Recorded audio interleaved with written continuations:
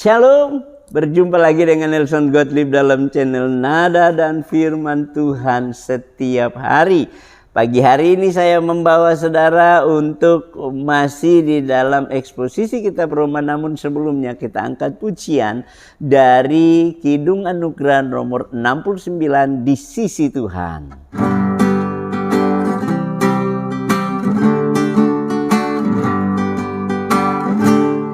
Tuhanlah yang ku miliki, air hayat bagiku. Tuhanku yang ku ikuti sepanjang jalan hidupku. Di sisi Tuhanku, di sisi Tuhanku, ku berjalan tanpa takut. Tuhan selalu sertaiku.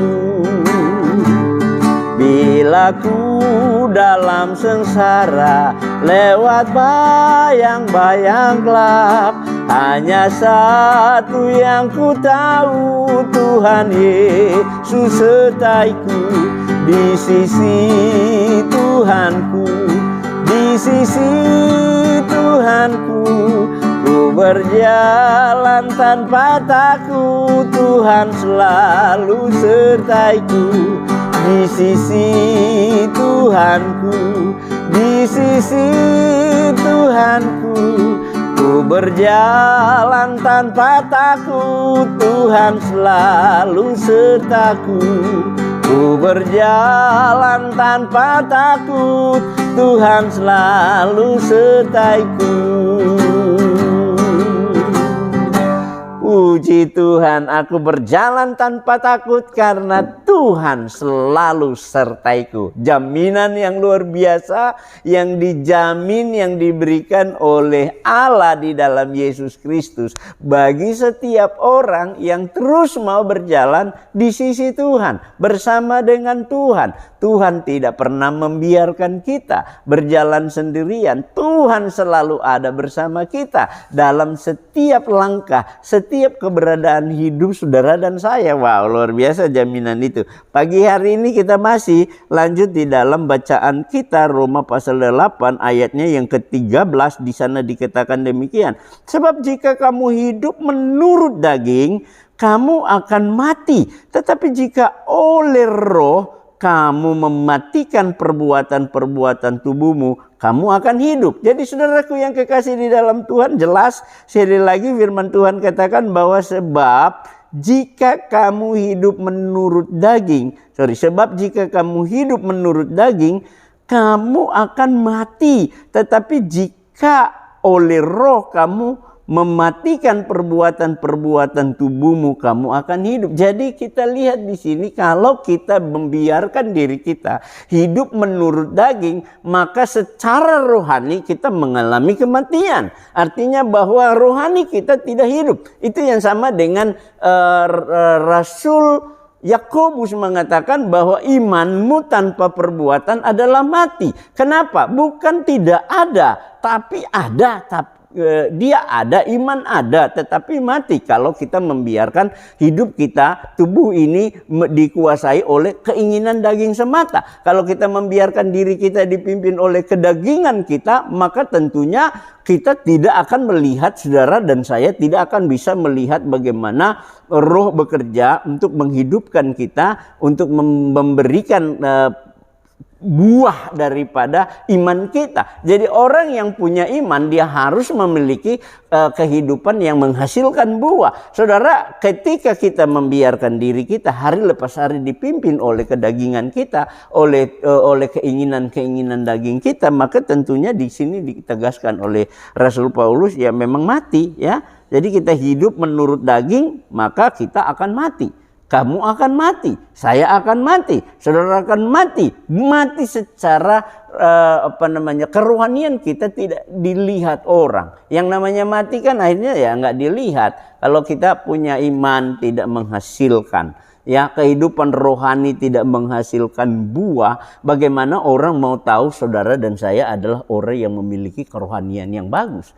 Orang akan sulit melihat kita dengan kerohanian kita kalau kita tidak membiarkan diri kita dipimpin oleh Roh. Kalau hidup kita dipimpin oleh Roh, maka otomatis kita akan hidup olehnya. Ya, kita akan dibawa untuk dari hari ke hari bagaimana kita menyenangkan dan memuliakan Tuhan lewat kehidupan rohani. Karena itu Tuhan bilang pilihannya dua.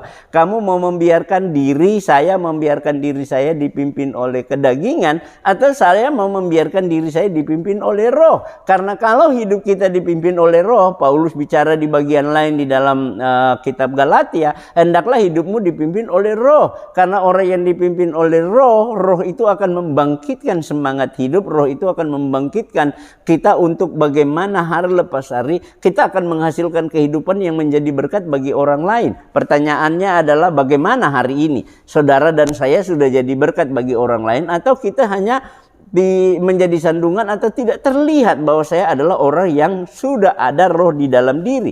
Kalau kita punya Roh di dalam diri kita, maka Roh itu akan bekerja, dan tentunya dia akan bekerja secara leluasa kalau kita memberi diri kita untuk dipimpin oleh Roh. Saudara dan saya tidak akan pernah bisa membiarkan Roh Kudus tidak akan pernah bisa bekerja di dalam hidup kita secara leluasa kalau kita tidak mengizinkan dia memimpin kehidupan kita. Jadi Roh Kudus tidak akan memaksa hidup saudara dan saya. Dia tidak akan memaksa kita untuk mengubah hidup kita. Selain daripada keinginan kita, kerinduan kita yang kita nyatakan kepadanya untuk minta dibentuk, diubah oleh Roh Kudus. Karena Roh Kudus juga membiarkan kita berjalan sesuai dengan pilihan kita.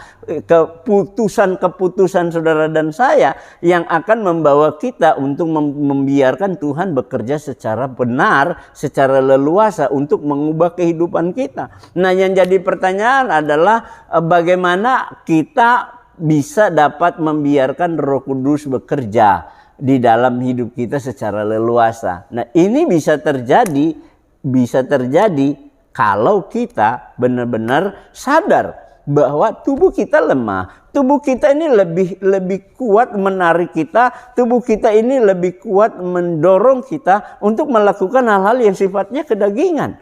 Tidak lebih dari itu. Tidak ada keinginan tubuh daging ini untuk berusaha memberikan membiarkan Allah bekerja secara luasa. Ya, tidak pernah di dalam tubuh kita ini punya inisiatif untuk menyenangkan hati Tuhan. Ya, tubuh ini hanya mampu menyeret kita setiap hari untuk terus-menerus jatuh di dalam dosa. Tubuh kita ini menyeret kita untuk mengikuti keinginan-keinginan yang bertentangan dengan keinginan Allah, dan itu yang benar. Jadi kalau kita tidak punya komitmen dan mendisiplinkan diri kita untuk membiarkan Roh Kudus bekerja, mengizinkan Roh Kudus bekerja mengubah hidup kita sehingga kita punya kehidupan yang yang menyenangkan hati Tuhan, itu akan sulit, saudara. Jadi kita perlu ada kepekaan, latih kepekaan. Saudara, ketika saya dan saudara mampu melatih kepekaan kita untuk bagaimana kita mengizinkan Roh Kudus secara leluasa mengubah, memperbaiki kita sehingga kita terlihat sebagai orang yang hidup secara rohani benar, yang benar-benar dapat menyenangkan hati Tuhan, hati semua orang. Ya kan, jadi berkat bagi semua orang di dalam lingkup kerja kita, di dalam lingkup usaha kita, di dalam lingkup lingkungan kita, di dalam lingkup mana saja yang Tuhan izinkan kita ada di dalam dunia ini. Kita harus membawa dampak kehidupan bagi banyak orang. Jangan saudara ada dalam lingkup saudara, Anda tidak punya dampak sama sekali bagi orang lain. Ya, orang tidak terlihat. Anda dan saya punya tugas oleh Roh Kudus di dalam kita untuk menyatakan Kristus hidup di dalam kita. Bagaimana orang-orang di sekeliling kita, bagaimana orang-orang yang ada dekat kita bisa dapat melihat Kristus itu hidup di dalam kehidupan kita. Tentunya ini butuh komitmen. ya, butuh komitmen untuk bagaimana hari lepas hari kita harus menyangkal diri lah, ya. Bagian lain Tuhan Yesus bilang kalau mau jadi pengikut Kristus kita harus mampu menyangkal diri kita, menyangkal keinginan-keinginan kita. Kita harus lawan, kita harus perangi, dan ini hal yang sulit. Tidak gampang saudara kita mau memerangi kedagingan kita, ya, tidak gampang. Ini hal yang paling sulit. Tetapi orang yang memiliki kepekaan rohani, dia disanggupkan oleh Roh Kudus di dalam dirinya untuk memerangi kedagingan dia, keinginan-keinginan dia yang membawa dia, menyeret dia jauh dari Allah dan kebenaran Allah. Tapi dia membiarkan dirinya, dia memaksa dirinya untuk menaati Allah, menaati Roh Kudus di dalam dirinya untuk mengubah dia, membawa dia hari lepas hari dekat dengan Allah. Saudara, hanya dekat dengan Allah saja kita bisa dapat mengalami yang namanya perubahan-perubahan, terobosan hidup yang menyenangkan hati Tuhan. Kalau kita jauh dari Allah dan firman-Nya, saya tidak yakin perubahan itu bisa terjadi dalam diri kita. Karena Alkitab menegaskan bahwa keinginan daging selalu menyeret kita kepada kehidupan yang jauh dari Allah. Tetapi keinginan roh akan mendorong kita untuk membawa kita dekat dengan Allah. Kiranya firman Tuhan ini jadi berkat bagi kita. Saudara diberkati, saya diberkati, Tuhan dimuliakan. Ketemu lagi dengan saya besok pagi. Tuhan Yesus memberkati kita semua.